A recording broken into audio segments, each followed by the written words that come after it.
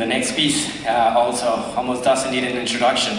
It is the Andante from the third movement from Brahms. And one thing I really wanted to mention is that we should consider that Brahms knew exactly where he was coming from, and by this I mean the composers that preceded him, you know, Mozart, Beethoven, all of these big names, because when he was very young, Robert Schumann, also a very famous composer, wrote for one of the most important journals about Brahms, saying that he was like the one, the chosen one, basically, who was gonna like write the music that better represented their times and that. So you can imagine being a young composer and then suddenly in the most important journal, one of the most important composers write that about you. And so it took him a long time to write his first symphony. His first symphony, he wrote it when he was 42 years old. And this is his third symphony. So by then, I think he was already a little bit more confident. He was writing from very, very young, but the pieces that Schumann heard back then were piano pieces, piano sonatas, and some other smaller pieces. But in this case, by the time he got to compose this, of course, he knew exactly what he was doing, and he actually, if you Google later some photos of Brahms, because there are some, you will see that he has a photo of, his studio has a photo of Beethoven on top. So he was being like watched over by the maestro, the great Beethoven. So this is his third symphony, is the Andante, and in this case, just I'm gonna say there's gonna be a lot of folk elements. It is also a very contrasting piece with the previous one, so I think we wanted to make this art. And we're getting to the end of the program, so thank you very much. This is Brahms, Symphony Number 3, by, written in 1882, by the way. Brahms, Symphony Number 3, Andante.